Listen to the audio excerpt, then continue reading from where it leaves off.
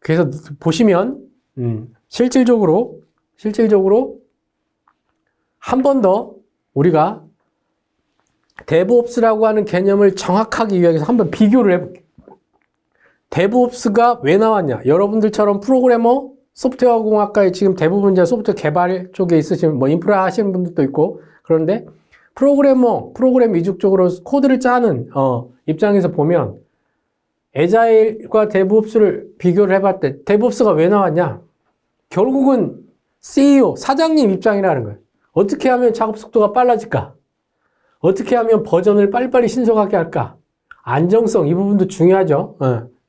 결국 이제 코드 리뷰나 이런 부분들이 다 들어가는데, 그 다음에 인프라를 확장, IOC, 인프라, 이게 이제 인프라 애저 코드라고 해가지고, 실제 코드로 인프라 세팅을 같은 걸 그냥 코드로 하는 거예요. 일일이 뭐 프로그램 우리가 들어가갖고 유닉스에 어디를 세팅하고 OS를 어디 세팅하고 이런 것들 있잖아요. 이런 것들을 일일이 들어가서 하는 게 아니라 코드로 해. 여러분들 혹시 이제 쿠버네티스, 그 다음에 도커 이런 거 해보시면 거기에서 이제 가장 많이 쓰는 게 이제 테라폼이라는 게 있어요. 테라폼. 이게 대표적인 이제 RAC를 하는 거죠.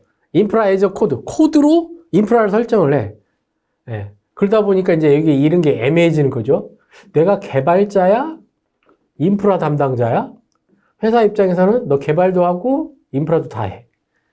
이제 슈퍼맨을 원하게 되는 거예요. 만능을 원하게 되는 거죠. 나중에 이제 이거 문제점이라기보다는 진실과 거짓을 얘기를 할 때 한번 얘기를 해볼게요. 자연스럽게 그렇게 넘어와요. 클라우드를 하다가 지금 클라우드로 넘어갔잖아요. AWS 이런 거. 개발하는데 프로그래머였는데 일부 인프라를 알아야 돼요. 그죠? AWS 사용해 보신 분들 있으시잖아요. 내가 인프라를 일부 알아야 돼. 그래야 이해를 해. 나 네트워크 담당자였어. 근데 갑자기 뭐 스토리지도 알아야 돼. 서버도 알아야 돼. 옛날에는 이게 명확했거든요. 나 네트워크 담당, 나 서버 담당, 나 뭐 스토리지, 서버만 해. 이 명확하다고요. 네트워크 팀 따로 있고 막 이랬잖아요. 클라우드로 오면서 이게 애매해진 거예요. 왜? 이게 하나의 솔루션 인프라로 들어오면서 하나로 통합돼 버리는 거예요. 이거가 바로 에이자일하고 데브옵스에도 그 사상이 그대로 녹아 들어가 있어요. 인프라를 코드로 작성한다는 거죠. 좀 이따 2교시 때 제가 서버리스라고 하는 거, 서버리스 컴퓨팅에 한번 예를 들어볼게요. 여기서 이제 인프라 하드웨어 이런 거 없이 뭐 웹서버, 왓스서버 이런 거 없이도 구축이 되는 겁니다. 그냥 API 호출하고 게이트웨이에서 그냥 불러내면 되는 거예요. 쉽거든요. 이런 부분들이. 그러니까 갑자기 이제 정체성이 혼동이 오는 거죠. 내 지금 개발자야? 인프라 담당자야? 네트워크 담당자인가? 내 서버 담당자인가? 이제 별 요구사항이 다 들어오는 거죠. 협업, 이게 이제 사실은 이게 키워드고, 그 다음에 나중에 말하겠지만 세큐리티입니다. 보안, 그렇죠. 요즘 뭐 보안 때문에 죽어나잖아요. 망분리해야 된다. 개발과 운영은 여러분들 ISO 27001에는 그런 게 없는데, 여러분들 혹시 ISMS 이런 거 받아보시면 거기에 통제 항목에 개발과 운영을 분리하라 이런 게 있어요. 그러면 우리는 DevOps 쓰는데요. 이러면 이제 난리 나는 거예요. 우리는 개발도 하면서 운영도 하는데요. 니네 결함. 뭔 소리 합니까? 우리는 DevOps라는 거라니까요. 개발팀이 운영도 같이 해요. 이 머리 아픈 얘기가 벌어집니다. 현 시장, 우리나라에서 ISMS 관점으로 그거 지금 결함이에요. 야, 니 개발만 했는데 왜 운영을 들어가? 사실은 그 방법이 다르거든요. 근데 이제 이거를 모르고 들어가신 분은 다 결함이야, 이제. 이 개발하고 운영이 분리가 안 돼 있네? 사실은 약간 애매한 부분, 모호한 부분들도 있고요. 모호한 부분도 사실은 있긴 있어요. 어찌됐든, 보안 때문에 이거를 사실은 다 들어가는 부분도 있어요. DevOps에 세큐리티까지 들어간 게 DevSecOps거든요. 이런 요구사항은 DevOps라는 게 등장을 합니다. 한번 비교를 해볼게요. 에자일은 의사소통 관점에서 그러니까 소위 갑이라고 하는 사람하고 직접 의사소통을 해요. 근데 DevOps는 뭐예요? 사실은 IT 내부예요. 개발팀, 운영팀을 합친 거잖아요. 커뮤니케이션이 사실은 여기에서 일어나. 내가 그랬잖아요. 근데 에자일하고 DevOps를 합친다고. 실제 운영은. 여러분들이 개발자 입장이면 죽어나는 거예요. 여기 소송인데 고객하고 다 하고 그 다음에 또 개발 운영 또 따하고. 실질적으로는 이렇게 나눠지지만 실무로 가보시면 고객하고 의사소통 안 하냐 그런 게 없어요. 애자일을 합친다니까요. 팀 구조, 애자일은 공동 책임 구조입니다.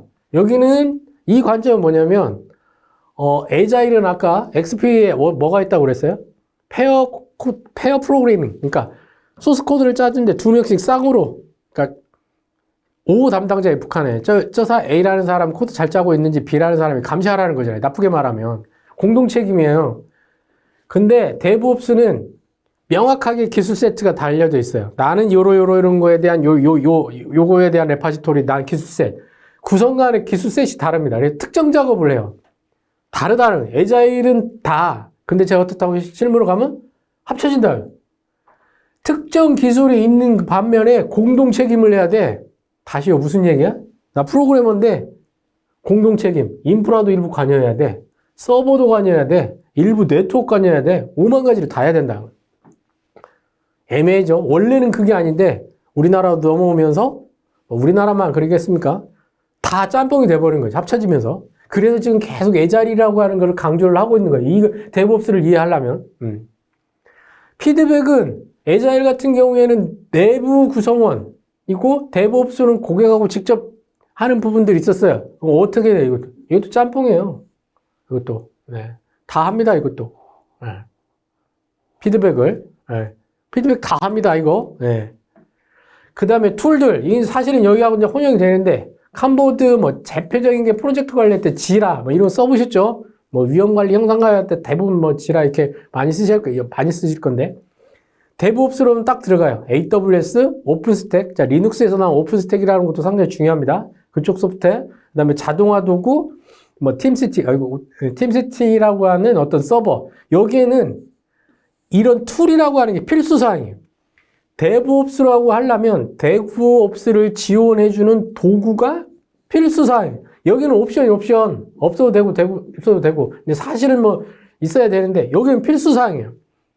데브옵스를 지원하지 않는 툴이 없으면 이게 아예 되지가 않아요. 데브옵스가. 왜 그런지는 두 번째 시간에 정확하게 말씀을 드릴게요.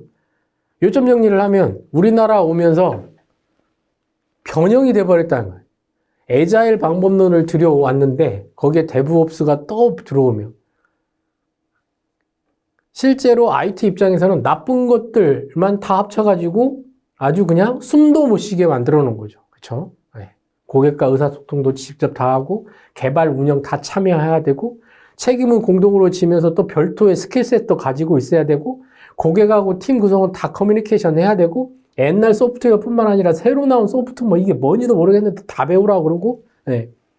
옛날에는 C 언어나 자바 뭐 이런 거 하고 나 뭐 컴파일 뭐 몇 개 알고 뭐 이런 거 하면 되는데 갑자기 뭐 AWS에 뭐 IAM을 구성하라고 그러고 뭐 EC2를 설정을 하라고 그러고 막 이 뭐요 뭐 새로운 신기술에 도전을 한다는 거죠.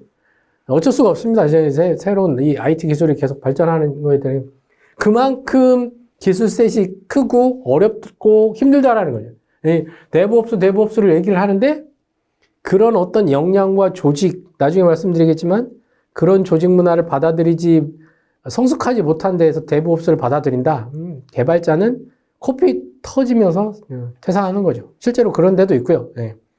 이거는 위에 경영진, 파트 리더, 팀장들이 정확한 인지를 하지 못하면 팀원들은 죽어나는 겁니다. 팀원들은. 네.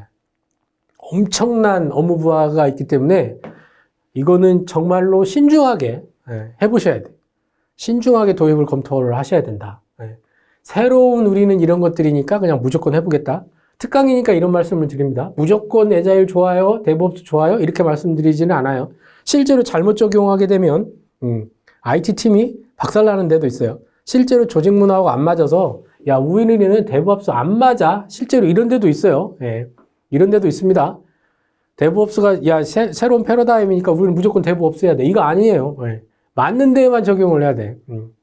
상당히 중요한 부분입니다. 여러분들이 이 부분을 꼭 여러분들이 고민을 해보시라고 지금 말씀을 드리고 있어요. 이 데브옵스의 진실과 거짓 뭐 어떤 그 모델이 좋은 것만 있겠어요. 근데 잘못 적응하면 완전히 IT팀이 붕괴될 수도 있는 상황까지도 옵니다.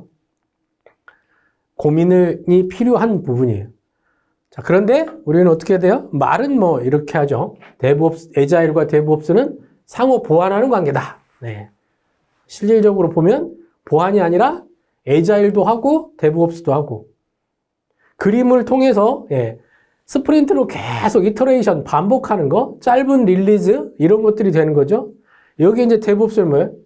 실제로 개발하고 운영을 합친다고요. 꼬리에 이렇게 팔자를 거꾸로 넣는 것처럼 플랜하고 실제 코드 짜고 테스트 빌드 거치면 운영으로 넘겨서 실제로 릴리즈하고 그거에 대한 모니터링을 하고 이거에 대한 책임과 교훈을 한다고. 이게 반드시 툴이 필수적입니다. 툴이 필수예요. 이런 거. 그래서 뭐 실질적으로는 여러 가지 툴들이 존재를 합니다. 그래서 이제 이게 나중에 말씀드리겠지만 잘못하면 DevOps가 툴에 의존하는 요게 이 툴들에 대해서 잘 쓸 수 있냐 없냐 이런 어떤 툴 역량에 종속되기도 해요. 조직 문화하고 아니면 아무 상관없이. 실질적으로 해보면 어렵습니다. 이 부분들이.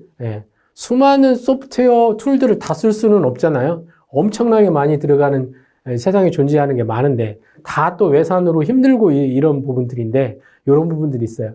그래서 여러분들한테 한번 말씀드리고 싶었던 부분이에요. 그러니까 그냥 아카데믹하게는 상호 보완하는 관계라고는 하지만 실제로 보면 DevOps의 나쁜 점, 에자일의 나쁜 점을 다 뽑아갖고 다 혼용을 하더라. 개발자 입장에서는 죽어난다. 다 해야 된다. 보시면 이게 지금 에자일하고 DevOps를 합치면 어떻게 돼요? 개발은 개발대로 지금 이 환경을 다 하라는 얘기고, 받아서 코드 짜고, 코드 리뷰해갖고 다 테스트 환경 다 거친 다음에 릴리즈 여기까지만 하면 되는데, 이제 운영도 안 해. 운영하고 모니터하고 장애 나면 장애 처리하고 책임도 지고 다음에 장애 발생 안 나기 위해서 어떻게 이것까지 다 하라는 거예요, 지금. 그죠? 본질은 이 얘기거든요. 그러잖아요.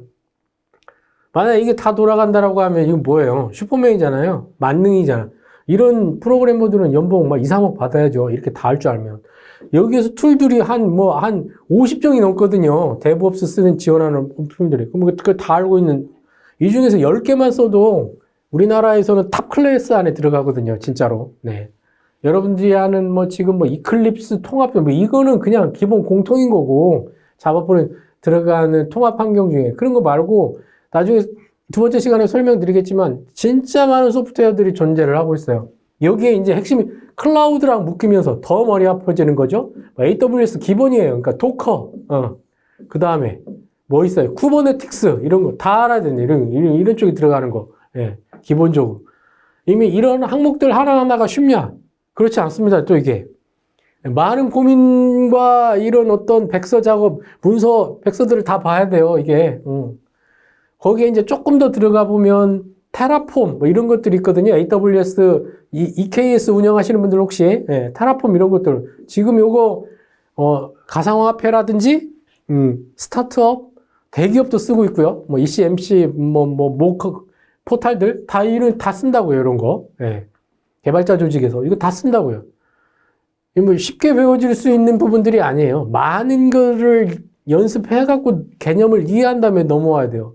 잘못하면 이런 것들의 역량이 없는 상태에서 오면 지금 가상화라든지 AWS의 EC2 설정을 잘못하고 S3 스토리지 이런 거 잘못한다. 그런데 여기에 지금 우리는 DevOps하고 에자일을 같이 쓰겠다? 그러면 그 조직은 망하는 겁니다. 역량이 기본적으로 밟아야 대한 기초 역량이 있어야 되는 거예요. 그러니까 그런 것들이 나오고 우리는 조직 문화가 돼. 주구장창 개발팀하고 운영팀하고 쌈박질하는 조직, 여기 엘모 출신, 여기 산모 출신 해가지고 도상 싸운다. 이러면 안 들어가요. 피 터지게 싸운다. 개발팀하고 운영팀 전통적으로. 이 협업이 우선인데, 돌아갈 수가 없습니다. 이런 부분들에 대해서. 그래서 여러분들이 하실 때, 무작정 DevOps가 좋은 거다. 자, 아카데믹 버전으로 소프트웨어 공학에서 배우는 거 말고 특강이기 때문에 데브옵스를 실무에 적용했을 때 어떤 문제점들이 있느냐 미리 좀 아시라는 거예요. 애자일 방법론을 이해를 했어. 아, 데브옵스로 넘어오려고 하는데 단순히 그냥 우리는 데브옵스 하겠습니다. 바뀌는 게 아니라 조직 문화가 바뀌어야 된다. 들썩들썩 하는구나. 팀이 다 개편돼야 되는 거구나. 아, 그런다고 해서 개발팀, 운영팀 협조하고 뭐 데브옵스 팀 새로 만들고 이런 게 아니라 내가 했던 업무를 완전히 새로 재정해. 예. 데피니션, IT팀의 업무 역할 정의를 다시 고민해야 되네. 그러니까 이게 뭐 CIO, CTO, 예를 들어 뭐 이런 분들이 있으면 여기에 고민이 있어야 되지. 여기서 그냥 어떤 경영자가 우리 이렇게 합시다 내려버리면 여기는 이제 죽도 밥도 안 되는 거예요. 충분하게 애자일과 데브옵스를 이해하지 않은 상황에서 조직을 넘어가게 되면, 네. 툴은 툴대로 사고, 모니터링 도구 사고, 막 이제 남이 대시보드 만드니까 우리도 대시보드 아니에요. 관리하지 않을 것들 막 하면서 이것도 저것도 이제 안 되는 거죠. 야, 데브옵스 애자일 했더니 뭐 장애 처리도 빨라지고 뭐 생산성도 좋고 이렇대 해봐. 막 그냥 무작정으로 해갖고 개념만 했다가 더 큰 고통스러운 일들이 벌어질 수도 있다라는 거죠. 꼭 이 부분은 여러분들이 이해를 하셔야 됩니다. 꼭 반드시. 그래서 한 번 더 데브옵스라고 하는 거를 한번 정리를 해드릴 거죠. 단순히 개발팀하고 운영팀을 합치는 게 아니에요. 그냥 데브옵스 철자대로 우리가 했던 디플로이하고 오프하면 운영하고 개발하고 오퍼레이션 팀을 합치겠다? 이걸로 끝나는 게 아니에요. 조직의 문화가 완전히 바뀌어야 되네. 한번 보시자고요. 데브 쪽에 플랜하고 디자인하고 리뷰, 자, 빌드로해서 넘겼어. 테스트하고 인수하고 실제로 배포해서 모니터까지 다 해. 이걸 합치는 게 하래. 여기에는 스페셜리스트 부터 다 들어가는 거죠. 여기 이제 클라우드까지 들어와요. 그러면 요거는 계속 제가 말씀을 드리죠. 어떤 거에 대한 세 가지 절차, 개발, 절차가 있어요. 프로세스. 그거를 하게 되는 방법, how to가 있어야 돼요. 프로세스가 있어야 되고, 어떻게 할 건지 how to가 있어야 되고, 그거를 실제 구현해주는 도구, 툴이 필요한, 이 세 가지가 다 들어와야 돼요. 도구는 일부, IT에 대한 예산도 들어가야 된다. 예. 비용도 들어간다고요. 필요한 소프트웨어들, 일부 오픈소스만 다 쓸 수 없기 때문에 비싼 것들은 또 상용 소프트웨어를 사야 된다고. 이런 것들. 그러면 산 걸로 끝나지 않고 운영할 수 있는 사람이 또 필요하잖아요.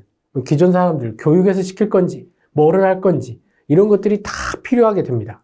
그래서 첫 번째 시간에는 그래서 데브옵스를 정리를 해드렸는데, 여러분들이 꼭 기억을 하셔야 될 게, 약간씩 학자들마다 주장도 다르고 사이트별로 조금 구글링해서 찾아보시면 데브옵스라는 걸 소프트웨어 개발 방법론이라고 하시는 분들도 있지만 실무는 개발 방법론이라보다는 개발 방법론은 애자일이라고 하는 개발 방법론을 따라가면서 거기에 개발과 운영을 합치는 조직 문화의 개선까지 포함된 일종의 프레임워크다. 환경이다. 인바이러먼트다. 이렇게 생각하시는 게 맞아요. 거기에는 그런데 단순히 우리가 데브옵스를 하겠다라는 그걸로 끝나는 게 아니라 엄청난 고민이 필요하다. 실제 개발팀과 운영팀이 업무 정의를 재정의를 해야 된다. 또 실제로 우리나라 환경에서 해보려고 하니까 데브옵스를 떠르니까 ISMS나 이런 데서 갑자기 개발과 운영이 분리 안 됐다고 결함을 때리면서 니네 잘못했다고 막 옆에서 비판하고 오디트를 하더라. 외부적인 환경도 있는 거예요. 그걸 어떻게 커버리지 할지는 말씀드리겠지만 그런 것들이 잘 이해가 안 되면 이제 짬뽕 되는 거죠. 거기서 또 보안 막 이런 데가 나와가지고 막 난리칠 수 있어요. 보안팀이. 잘못 어버버 알고 있으면 야 개발하고 운영을 어떻게 분리하라고 그랬는데 합치는 게 말이 되냐. 이제 막 같은 IT 보안에서 이제 난리가 나는 거예요. 서로 치고받고 싸움하고 이렇게 되면. 그건 준비가 안 돼. 애자일과 데브옵스라고 하는 개념을 정확하게 이해를 하고 있는 상태에서 서로 개발과 운영에 대한 업무 재정의를 통해서 팀원까지 전부 다 내가 뭐를 해야 되는지 업무 데피니션이 정의되고 합의가 끝났을 때 나의 개발 ROI를 총 TCO를 어떻게 나중에 평가, 성과 보너스 받을 때 어떤 항목에 대해서 평가를 할 건지 명확하게 정의가 된 다음에 실제로 데브옵스로 넘어가야 된다. 새로운 좋고 이런 거니까 우리도 내일부터 데브옵스 시작하겠습니다 해서 뚱 때려서 되는 부분이 아니라는 거죠. 그래서 첫 번째 시간에는 데브옵스가 왜 등장하게 됐느냐. 결국은 경영학 관점에서 돈은 줄이고 조직은 슬림화시키고 똘똘한 개발자, 똘똘한 우리 운영, 인프라, 환경 담당자들, 엘리트들을 모아서 획기적으로 서비스를 개선하려고 하는 어떤 경영학적에서 나온 방법이에요. 결국은 소프트웨어 공학이잖아요. 공학. 네. 여러분들은 알겠지만 엔지니어링이라는 게 들어가면 반드시 돈, 비용이라는 게 반드시 들어가요. 돈. 네. 효율성이라는 게 꼭 나와요. 효율성. 네. 이걸 무시를 못하죠. 효율성이라는 게 무조건 나와야 돼요. 소프트웨어 개발 방법론이 왜 나와요? 소프트웨어 개발하는데 효율성을 높이는 거잖아요. 결국. 그것 때문에 나오는 거예요. 그럼 역으로 여러분들처럼 실제로 엔지니어 관점에서 보면 미치는 거죠. 예. 연봉은 더 받아야 되는데 같은 연봉에 더 많은 일을 하려고 요구를 하니까. 그렇죠. 개념은 정확히 알고 있어야 된다. 예.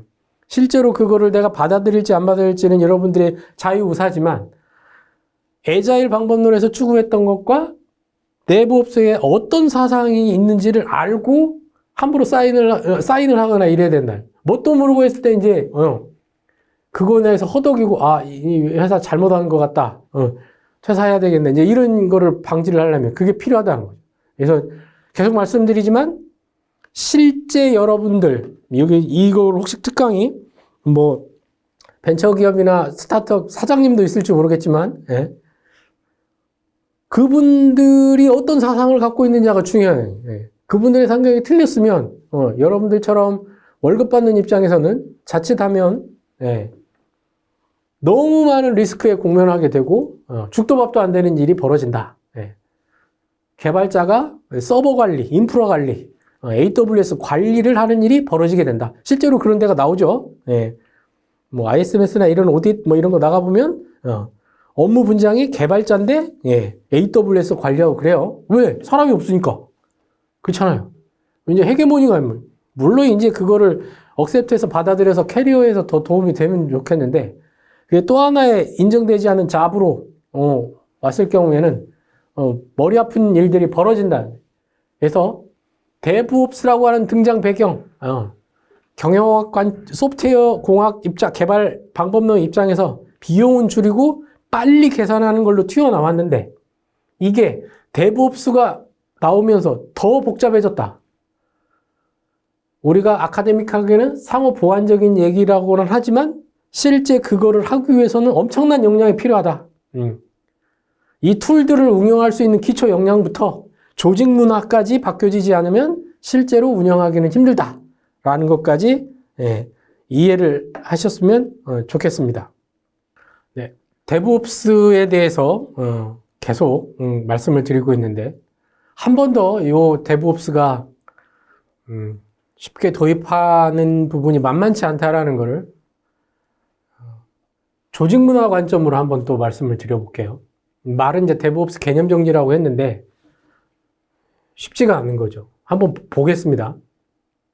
문화라고 되어 있어요. 데브옵스의 문화. 계속 말씀드렸지만 데브옵스가 개발 방법론 아니다. 프레임워크다. 더 좋은 말은 IT 문화라고 보는 게 더 좋죠. IT 문화. 이거 아예 컬처라고 되어 있잖아요. 보시면 상당히 많은 어떤 역량, 조직 변경 이런 것들을 얘기를 합니다. 보시면 변경은 좋은 거야. 이건 운영팀에서 들으면 난리 나는 거죠. 운영팀에서는 여러분들의 소프트웨어의 특징 6가지 아시나요? 기신사 효율이라고 외우고 계시나요? 기능성, 신뢰성, 사용성, 유지보수성, 뭐 이식성 이런 거 있는데 여기는 무조건 안정성이 중요한 거죠. 예, 운영팀 입장에서는 장애 나면 끝나는 거예요. 장애 나면 뭐 잘해. 대부분 다 MBO로 장애 처리 시간 들어가 있잖아요. 운영팀에 장애 최소화. 그래서 뭐 잡습니까? 대부분. 예. 어떻게 얼마 시간 만에 복구할 거냐, 얼마 시간에 재개할 거냐, 다 다운타임에 대한 부분을 다 잡죠. 그런데 변경이 좋다라고 하니 철학과 조직에 대해서 억셉트가 안 되면 쉽지 않다는 거죠. 이 중요한 부분, 툴. 네. 필수입니다, 데브옵스에서는. 투명성, 트랜스페어런스라고 하는 건데 투명해야 되고요. 보상, 행동에 대한 맞습니다. 책임 추적성, 비난하지 마라, 트러스트, 신뢰. 어디서 많이 듣던 제가 XP 프로그래밍 할 때 다 따라온다 그랬죠. 정직이라는 것도 나와요. 이런 게 좀 그렇네. 개방돼 있어야 된다. 커뮤니케이션. 여러분들 조직은 이렇습니까? 개발팀과 운영팀이 이런 마인드가 돼 있으세요? 콜라보레이션, 협력, 협조. 쉽지 않습니다, 이게. 쉽지 않아요. 이런 것들에 대한 거예요. 데브옵스가 되려고 하면 단순히 데브옵스를 하겠다라는 걸 넘어가는 게 아니라 그 조직의 철학과 조직이 바뀌어야 됐나요? 옛날에 우리가 있었던 방법론 ITIL에 따라서 ITSM을 도입했을 때 어땠습니까? 여러분들 혹시 이거 하시는 데도 있고 그러실 건데 어땠대요? 이때도 조직이 한번 뒤집어졌거든요.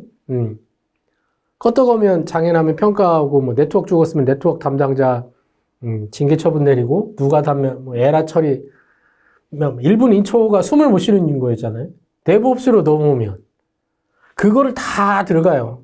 ITIL에 있는 사상 다 들어옵니다. 모니터링 다 들어와요. 변경성 이런 거 추적 다 들어와요. 모니터에. 거기에 이런 것들이 철학이 바뀌어야 되네. 철학이. 어렵지 않습니까? IT에서 갑자기 정직을 얘기하고 신뢰를 얘기하고 인문학적 사고가 들어온다고요. 그러니까 무슨 얘기예요? 조직 문화가 바뀌지 않으면 데브옵스를 받아들일 수가 없다라는 거예요. 그 중에 또 하나가 철학과 조직 문화의 변경을 필요로 한다라는 거예요. 이 장애 관리에 대해서 다 찾아내겠다는 거예요. 누가 코드 잘못됐는지. 개발자들은 죽어나는 거죠.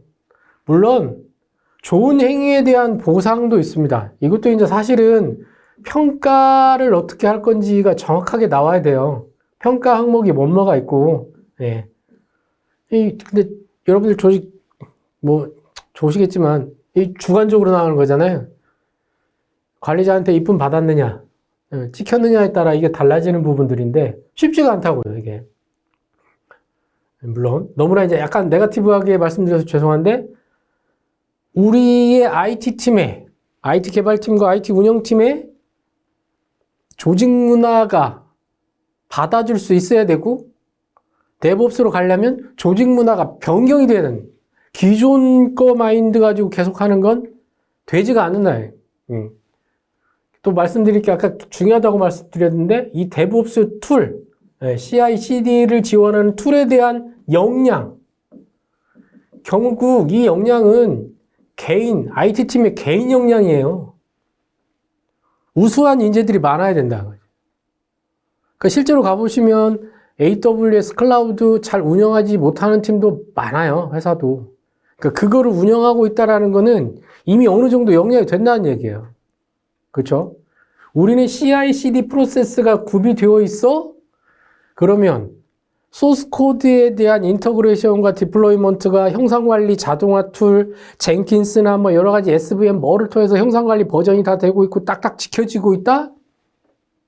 의외로 많지가 않거든요. 그러니까 그런 역량이 되어 있다는 회사 팀이 데브옵스를 받아들일 수 있는 조직이 된다는 겁니다. 거기에 기존의 애자일 방법론을 이해하고 있어야 되고 이미 그렇게 커뮤니케이션 하고 있어야 되는 부분들인 거죠. 반복해서 말씀드려서 이러한 철학과 조직 문화, 키워드 ITN 철학과 조직 문화가 필수 조건이다. 경경을 필요로 한다. 무조건 바뀐다는 무조건. 이게 필수 사항입니다. 조금 무겁게 얘기해드려서 그런데 쉽게 보는 게 아니라는 거예요. 예. 그래서 이제 나중에 성공 사례, 구축 사례 이런 것들을 통해서 보겠지만 거기에 이제 IT에 대한 깊은 고민이 필요하다라는 거예요. 자, DevOps를 한 번 더 운영을 해보신 분들이 없으면 개념으로 한번 해볼게요. 여기 비즈니스 요구사항이에요. 예. 뭐를 개발해달라고. 마케팅 팀에서 저기 별이 있는데 별 2개를 따달라고 요구사항을 냈어요. 우리나라 개발자는 만능면이기 때문에 별 2개 아니라 3개도 따올 수 있죠. 다 요구 조건을 내. 말도 안 되는 요구사항 다 개발자가 어그리해서 PM이나 이런 뭐 조직들이 다 어그리 하잖아요. IT. 그래서 다 요구사항을 받아들여. 여기는 이제 실제 운영이고요. 그러면 내부에는 어떻게 들어갑니까? 빌드, 처음에 플래닝해서 코드 짜고 테스트하고 QA 다 거치고 이게 전체 이제 디플로이먼트에 대한 부분이잖아요. 그럼 어떻게 해요?